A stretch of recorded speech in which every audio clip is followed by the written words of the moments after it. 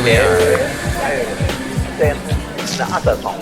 Mike's Daily Podcast. Welcome to this program called Mike's Daily Podcast. Mike's Daily Podcast. I've got my own jingle theme song, and it plays at the beginning. And like Chely Sheen, I guess I am winning. Oh, well, that's what he used to say anyway. Do you remember that? Way back. That's good. I laugh at my songs that I try to sing. And I'm done with that one. Mike's Daily Podcast. 2528 is the FF episode today, 2528. Live from Mike's Cafe Anyway, Daily somewhere in Podcastro Podcast. Valleyton. Yeah!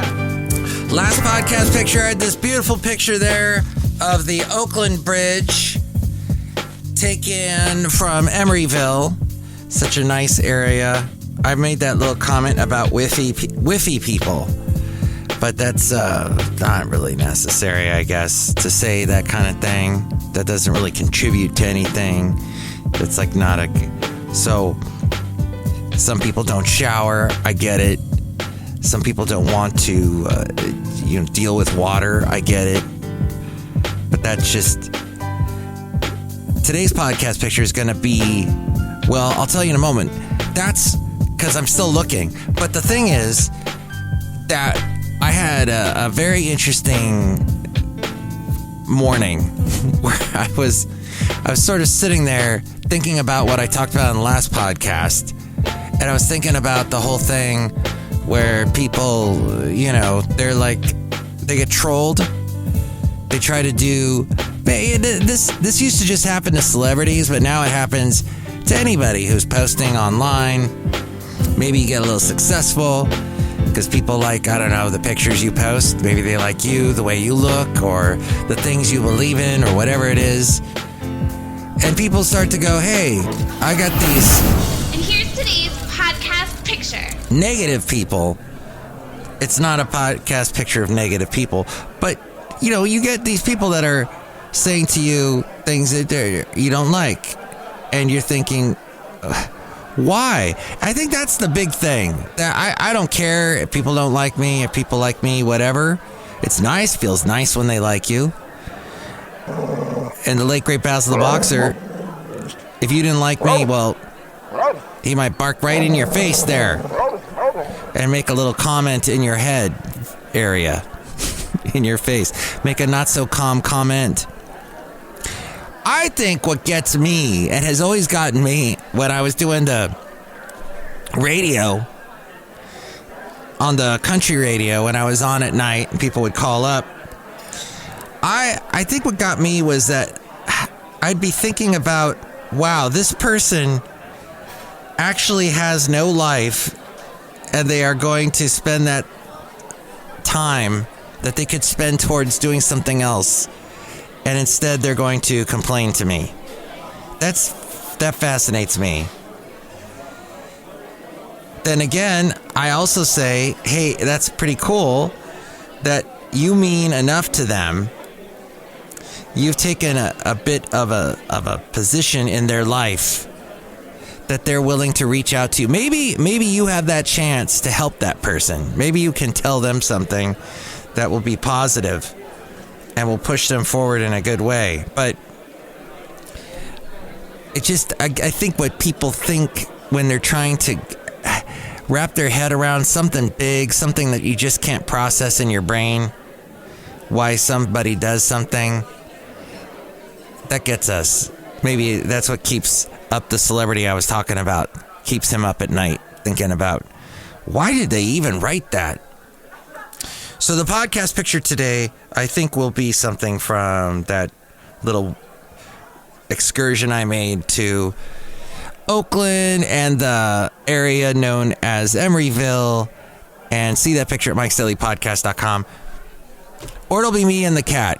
It might possibly be me and Rocky the cat. Here's something interesting. So it's not just Elon Musk, but tech CEOs everywhere, or as my mom used to say, everywhere, are quietly asking their employees to step up or risk getting fired. that Elon Musk's verbiage was pretty blatant. Some tech CEOs are turning up the heat and maybe not getting as that blatant as Elon, but they've been asking employees to step up throughout this year's stingier economy. Employees at Google, Amazon, and others have been asked to work harder or risk their jobs. Elon has been cranking up the intensity at Twitter since taking it over. He says there's a new extremely hardcore vision, dense and intense office structure, and an arduous road ahead, and employees need to be on board or leave the building. This according to BusinessInsider.com. Although other tech CEOs have not issued edicts as aggressive as Musk's, there has been a lot going on in the economy, and they've been telling workers they'll need to work harder, albeit couched in more diplomatic language. If their language wasn't as belligerent as Elon's, the message was still similar that people should be expected to step up or find somewhere else to work. Mark Zuckerberg at Facebook told staff in July that he would dial up the intensity of employee performance goals.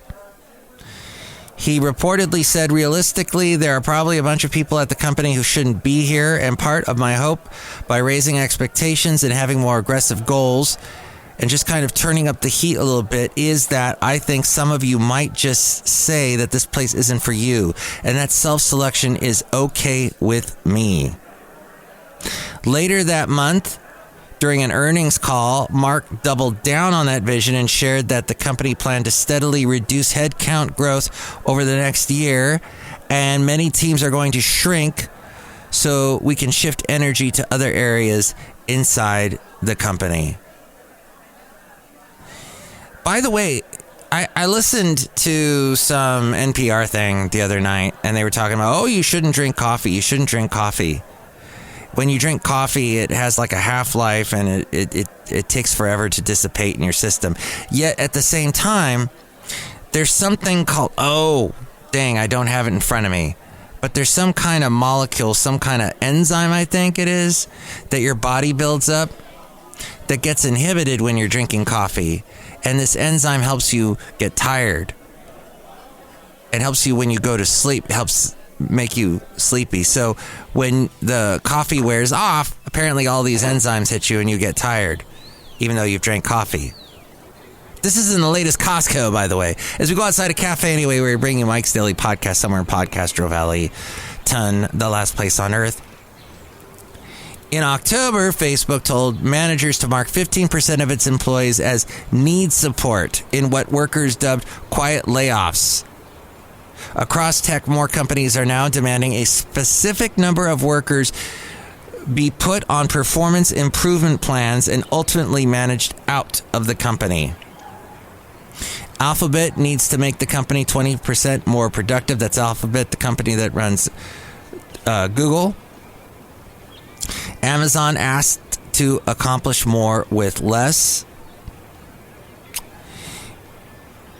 And there you go.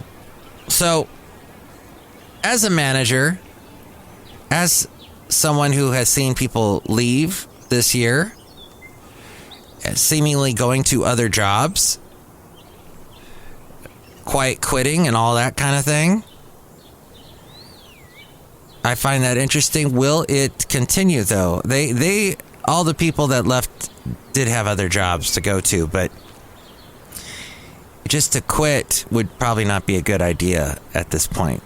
Scientists create a baby wormhole as sci-fi moves closer to fact. This according to Reuters. And that scientists have long pursued a deeper understanding of wormholes, and they now appear to be making progress. Researchers announced this past week that they forged 2 minuscule simulated black holes. Those extraordinarily dense celestial objects with gravity so powerful that not even light can escape.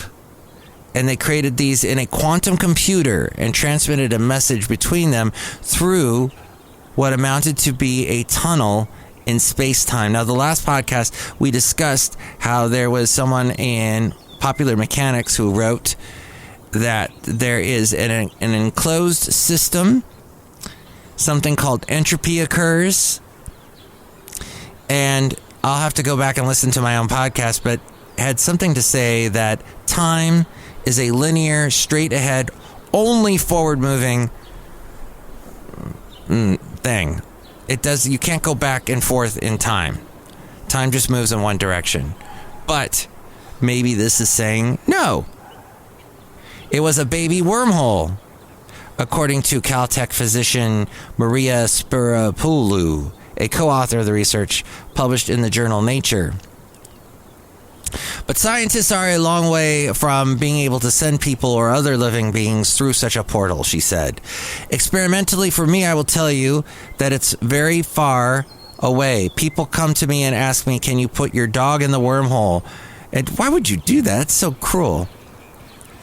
And this Maria said to reporters during a video briefing, that's a huge leap. There's a difference between something being possible in principle and something in reality being possible. So don't hold your breath about sending your dog through the wormhole, but you have to start somewhere. And I think to me it's just exciting that we're able to get our hands on this at all. The researchers observed the wormhole dynamics on a quantum device at Alphabet's Google called the Sycamore Quantum Processor. A wormhole is a rupture in space and time. It's considered a bridge between two remote regions in the universe. Scientists refer to them as Einstein-Rosen bridges, after the two physicists who described them, Albert Einstein and Nathan Rosen. This is consistent with Einstein's theory of general relativity, which focuses on gravity, one of the fundamental forces in the universe. The term wormhole was coined by physicist John Wheeler in the 1950s. That's where that goes back to. Maria said the researchers found a quantum system that exhibits key properties of a gravitational wormhole, but was small enough to implement on an existing quantum hardware. So the researchers said no rupture of space and time was created in physical space in the experiment, though a traversable wormhole appeared to have emerged based on a quantum information teleported using quantum codes on the quantum processor. Quantum. But I love those little bears that are named after the koala bears. But they're with the Quantum Airlines. Quanta Airlines. Anyway.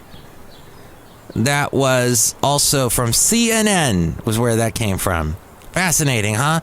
Outside a cafe anyway, somewhere in Podcastro Valley. Look who's here.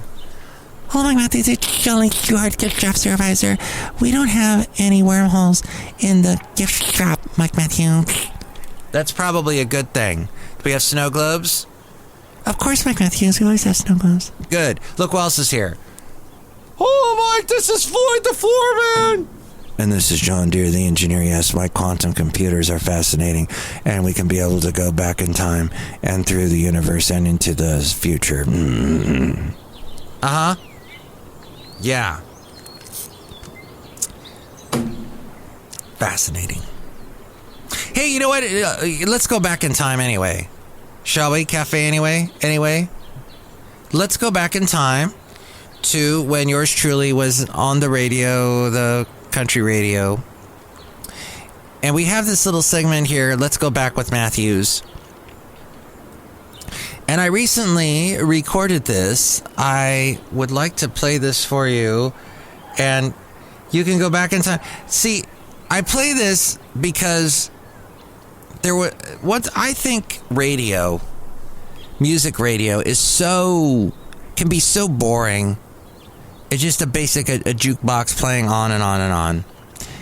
And nowadays, people have that on their mobile devices. They've got little apps that can just play music.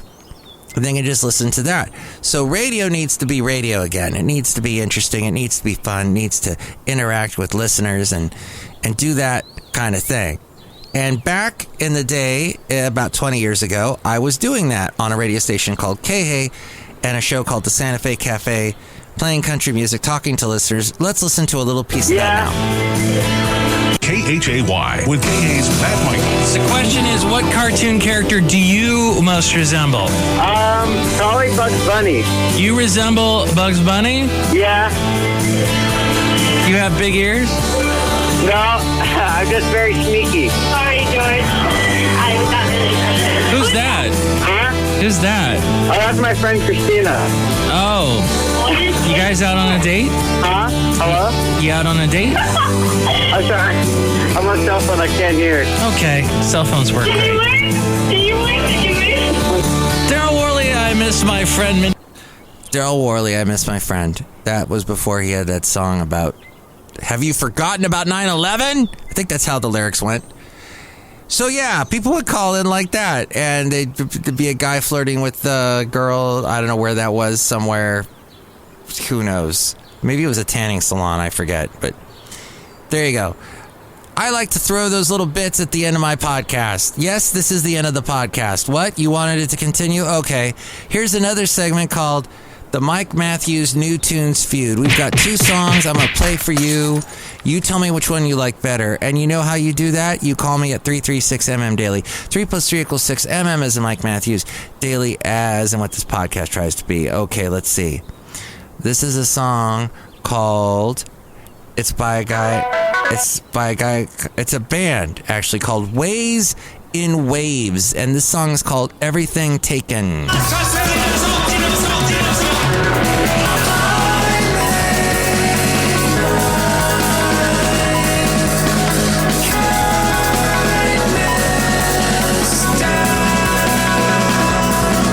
Wow, that drum's going pretty fast. Yes, that's a song called Everything Taken, Ways in Waves. And they wrote to me at MikesDailyPodcast@gmail.com. Hi, Mike. What would it take to make a difference? Why does it feel like doing things the right way accomplishes nothing? These questions were present in my mind as I began to write new music for myself. I began thinking of how being polite was holding me back from doing good. The past several years have changed me as a person, and I asked myself how much more I would need to change to really be a force for positive change in the world. Well, being polite is good. I would say to you, person writing me, being polite, start with being polite. But they're saying being polite held them back.